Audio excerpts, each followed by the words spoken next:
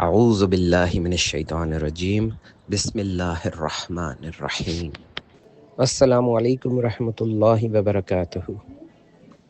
سورہ شعراء میں آتا ہے کہ قوم لوط نے حضرت لوط علیہ السلام کو فرمایا، انہیں بولا کہ اگر آپ باز نہ آئے نا ہمیں اچھی باتیں بتانے سے اور پرہیزگاری کی باتیں بتانے سے تو ہم آپ کو ملک بدر کر دیں گے۔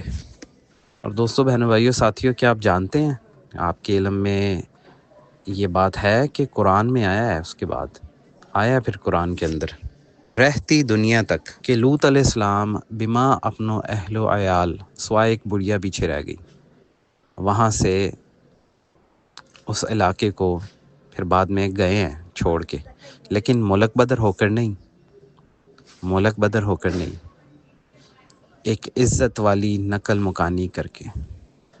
اس میں نوٹ کرنے والی بات یہ ہے دوستو، بہنوں، بھائیوں، کہ اللہ تعالیٰ نے ان کی بات کو کہ اگر آپ ہمیں باز نہ آئے اللہ سبحانہ و تعالیٰ کے راستے کی تلقین کرنے سے تو ہم آپ کو ملک بدر کر دیں گے۔ تو سبحان اللہ کہ اللہ تعالیٰ نے ان کو وہاں سے پکڑا کہ ان کو وہن و گمان میں بھی نہیں تھا۔ اللہ تعالیٰ نے انہیں ایسے پکڑا جیسے تم کہتے ہو کہ یہ ملک بدر کر دیے جائیں گے، یہ ملک بدر کر دیے جائیں گے، یہ اس علاقے کو اور آپ کو چھوڑ کے جائیں گے، ضرور جائیں گے، لیکن عزت والی نقل مکانی سے۔ اور دوستو، بہنوں، بھائی، آپ نے سنا ہی ہوگا کہ حضرت لوط علیہ السلام کو پھر فرشتے آئے اللہ سبحانہ و تعالیٰ کے، انہوں نے بولا کہ صبح ہونے سے پہلے پہلے ان کی جڑ کاٹ دی جائے گی، آپ یہاں سے نقل مکانی کر جائیے، سوائے ایک بڑھیا کہ وہ پیچھے جو رہ گئی۔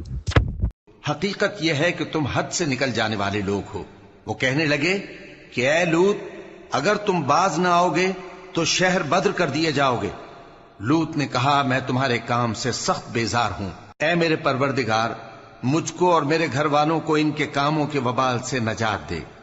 سو ہم نے ان کو اور ان کے گھر والوں کو سب کو نجات دی، مگر ایک بڑھیا جو پیچھے رہ جانے والوں میں سے تھی۔ تو بہنوں، بھائیوں، سوال یہ پیدا ہوا اور دیکھنے والی بات یہ ہے اس میں کہ اللہ سبحانہ و تعالیٰ وہاں سے پکڑتے ہیں جہاں سے بندے کو خبر بھی نہیں ہوتی اور بات پوری کر دی جاتی ہے۔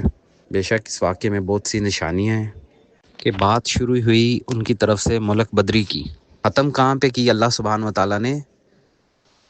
اسی بات کو اللہ پاک نے ختم کیا کہ ایک عزت والی نقل مکانی سے۔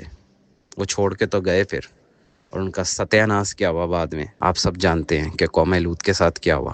انہوں نے اللہ سبحانہ و تعالیٰ کو پہچاننے میں غفلت دکھائی اور اللہ تعالیٰ کے راستے میں پرہیزگاری اختیار نہیں کی، تو اللہ سبحانہ و تعالیٰ کا ہاتھ اونچا ہے۔ تو اس سے یہ بھی سبق ملتا ہے کہ اللہ تعالیٰ ہمیں اپنے راستے کی جو تلقین کر رہے ہیں، جو قرآن سے، اللہ کی کتابوں سے، ہمیں ڈر جانا چاہیے، اسے سن کر، اسے دیکھ کر، اسے پڑھ کر راہ راست پہ آ جانا چاہیے۔ قرآن کی آیت کی JPG ساتھ لگا دی جائے گی میسیج میں، ریکویسٹ ہے تمام ممبران سے، پلیز دیکھیے گا اس کو۔ السلام علیکم رحمۃ اللہ، اللہ العظیم، اللہ الکریم۔